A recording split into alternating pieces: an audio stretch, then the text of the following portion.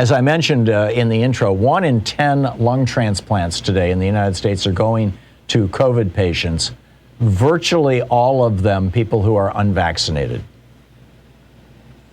And the National Public Radio actually did a piece about this. It was written by Carrie Sheridan. It was published on November 28th. I guess that was yesterday. And the headline is, "Once rare, lung transplants for COVID-19 patients are rising quickly." And, this does really raise some serious ethical questions. In fact, they noted that if, this is one of the chief medical officer for UNOS said, if there were more lungs available for transplants, I believe the numbers would be greater than they are. But, so what's happening is people who have actual lung diseases outside of COVID, emphysema, cystic fibrosis, pulmonary fibrosis, those lung transplants this last year are actually down. Why? Because the lungs are going to people with COVID. And by the way, one of these operations costs about $1.2 million for a double lung transplant.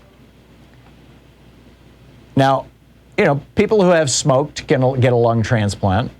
In fact, that's one of the more common reasons for one. But you have to quit smoking first. And, because not judging people's past behavior is fairly standard in medicine. But, if you want a liver transplant, you got to stop drinking. If you want a lung transplant, you got to stop smoking. And at the very least, what these transplant doctors are arguing is that after you have a transplant, you have to take immunosuppressive drugs. So if you got a vaccine after you have the transplant, or after you have a transplant, the vaccine won't be as effective.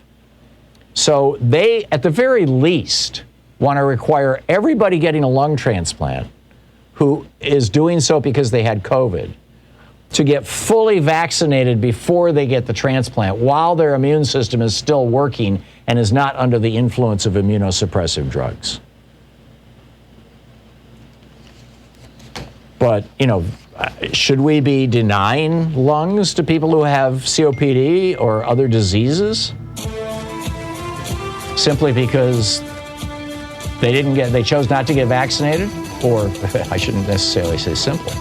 Because they chose not to get vaccinated?